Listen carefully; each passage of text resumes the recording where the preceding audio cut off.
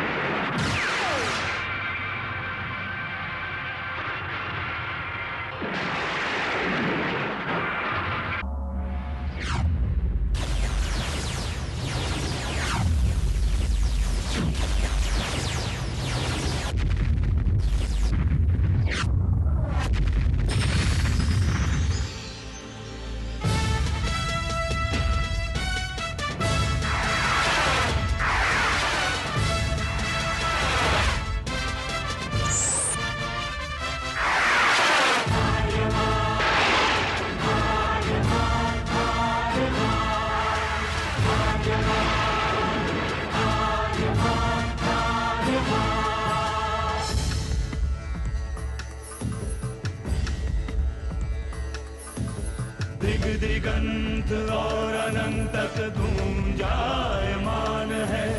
ब्रह्मनाद है विधि का वो अटल विधान है। धर्म की अधर्म पर विजय का वो प्रमाण है।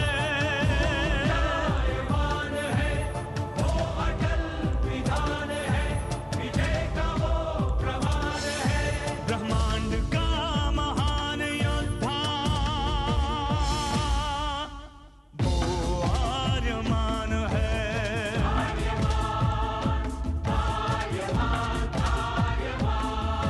ब्रह्मांड का महान योद्धा वो आर्यमान है। आर्यमान है।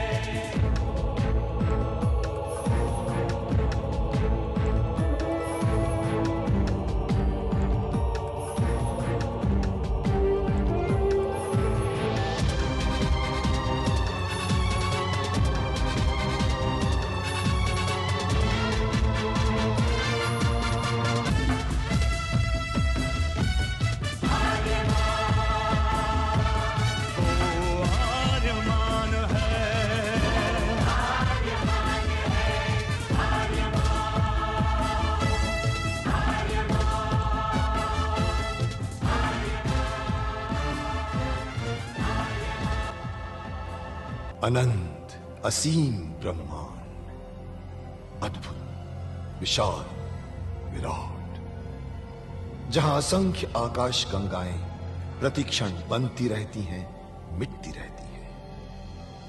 हर आकाश गंगा में होते हैं अनगिनत तारे, अनेकों सूरज, और सूरज के साथ होता है अपना सौर मंडल, जिसमें रहते हैं अनेकों ग्रह। न जाने कितने सूरज चमके और बुझ गए, न जाने कितने तारे चमके और खो गए, न जाने कितने ग्रह, कितनी पृथ्वियां, कितनी सभ्यताएं बनी, बढ़ी और खो गई समय की इस अनंत धारा में। इन्हीं अनजानी परंतु अमर गाथाओं में से एक है महागाथा ब्रह्मांड के योद्धा आर्यमान की। बहुत समय पहले पृथ्वी से लाखों प्रकाश वर्ष दूर आर्याना आकाश गंगा में एक ग्रह था, थार।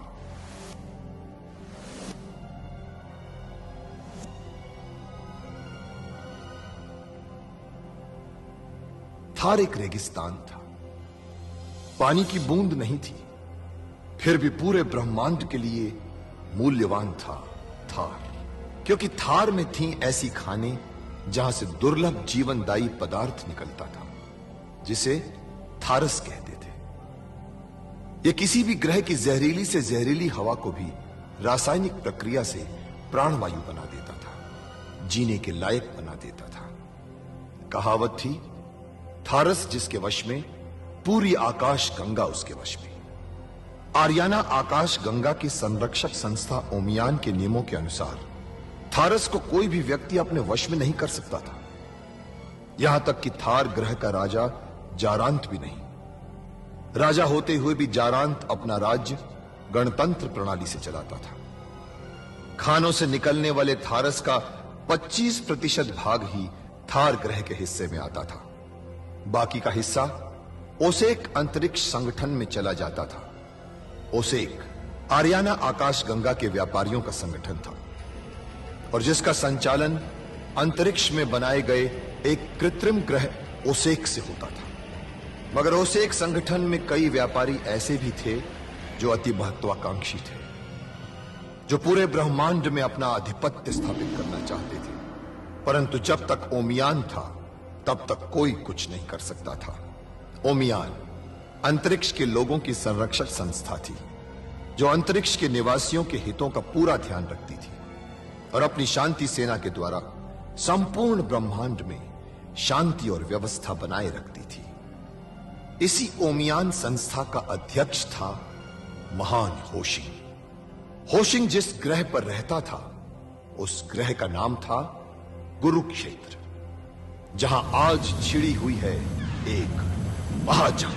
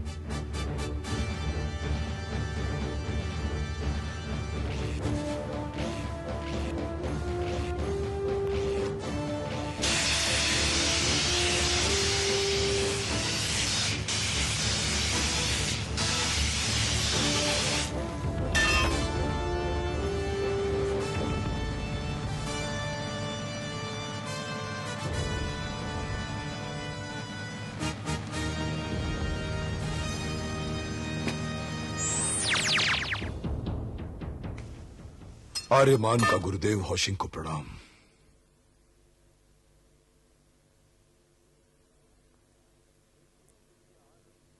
एक गुरु के लिए आनंद नहीं इससे बड़ा जब उसी का शिष्य उसे परास्त कर दे। सिद्ध हुए तुम शस्त्रों की परीक्षा में आर्यमान।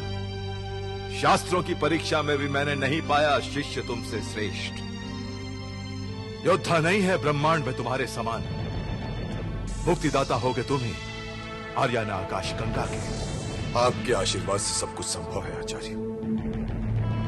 परंतु स्मरण रहे, शत्रुता के लिए कभी शस्त्र मत उठाना हाथ में।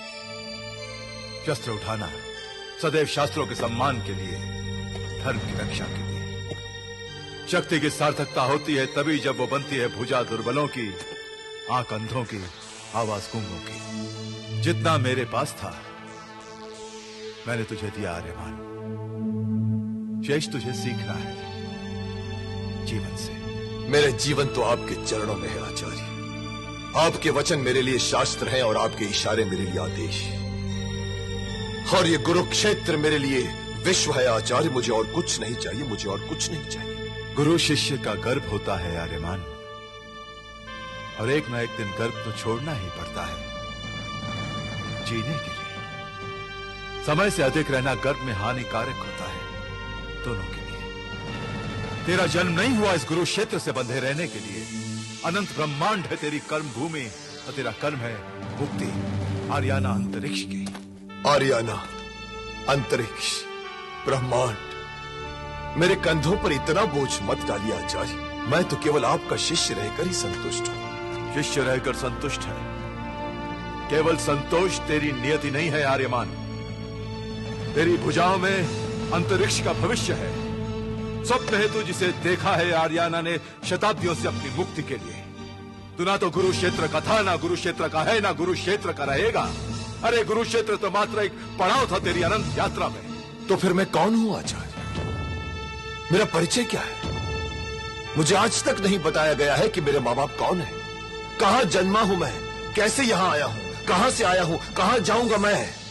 क्यों मेरे कंधों पर इतना बड़ा बोझ डाला गया है आचार्य? समय आ गया है कि तू स्वयं मिले अपने इतिहास से आर्यमान। इतिहास? हाँ, एक दिन तुझ पर पुराण लिखे जाएंगे।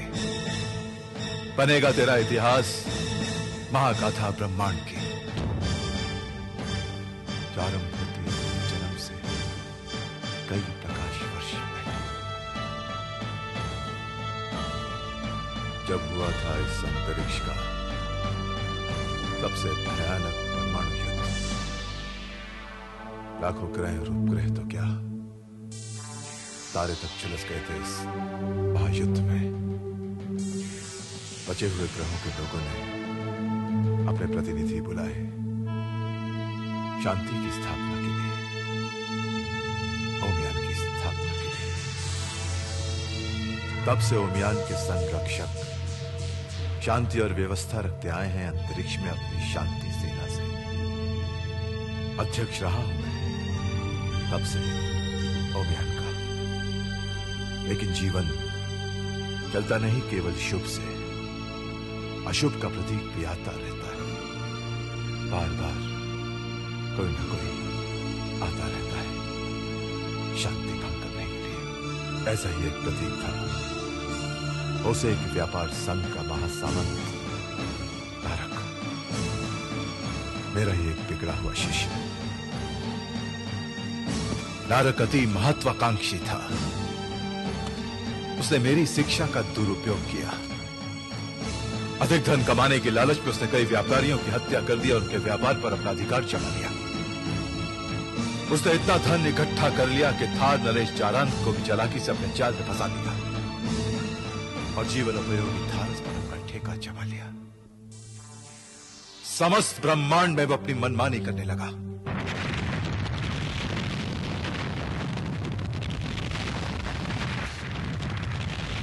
ये क्या किया महासामंत नारक? जरा सी बात के लिए आपने पूरा ग्रह उड़ा दिया। प्रश्न जरा सी बात का नहीं, सिद्धांतों का होता है सामंत वैशाख।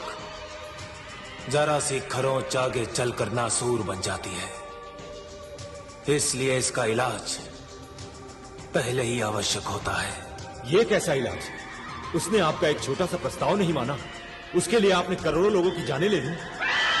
एक बात याद रखो सामंत वैशाख, जो चीज नारद के काम नहीं आ सकती वो किसी और के भी काम नहीं आ सकती। ये सरासर अन्याय है, आतंक है। उसे व्यापार संघ के अध्यक्ष को संयम से काम लेना चाहिए। खामोश! हमें उपदेश देते हो? ये मत भूलो सामंत वैशाख कि नारद के नेतृत्व में ही ओसेक व्यापार संघ ब्रह्मांड का सबसे बड़ा और शक्तिशाली समूह बना है। आज अंतरिक्ष के व्यापार पर ओसेक का ही एक अधिकार है। इसमें सिर्फ आपका ही नहीं, ओसेक संघ के सदस्यों का भी महत्वपूर्ण योगदान है। योगदान उनका केवल गिनती का है। उन्होंने सदस्य बनकर सिर्फ संख्या बढ़ाई है। ओसेक व्यापार संघ को ऊंचाइयों पर पहुंचाने वाला सिर्फ मैं हूं, मैं महासामंत नारद। और मैं अपने काम में किसी का हस्तक्षेप पसंद नहीं करता। परंतु आपके सारे कार्य ओमियान संघ के नियमों के विरुद्ध हैं। ओमियान संघ आपके अनैतिक व्यवहार को सहन कभी नहीं करेगा। परंतु मेरे विरुद्ध ओमियान में जाएगा कौन? मैं जाऊंगा और आपकी इस कारगुजारी की शिकायत करूंगा और आपको दंड दिलवाऊंगा। सामंत वैशाख, तुम मेरे विरुद्ध ओमियान में जाओगे, महासामंत नारद को दंड दिलवाओगे। हाँ हाँ, अब मैं आपके ओसेक व्यापार संघ से अपनी सदस्यता वापस ले रहा हूं। बहुत अच्छे सामंत वैशाख, अब जब तुम ओसेक संघ के सदस्य नहीं रहे तो ओसेक संघ को भी तुम्हारी कोई आवश्यकता नहीं। और जिस किसी को ओसेक संघ की आवश्यकता नहीं होती, पूरे ब्रह्मांड को भी उसकी कोई आवश्यकता नहीं होती। सामंत वैशाख, हम तुम्हारे त्याग पत्र पर मोहर लगाते हैं।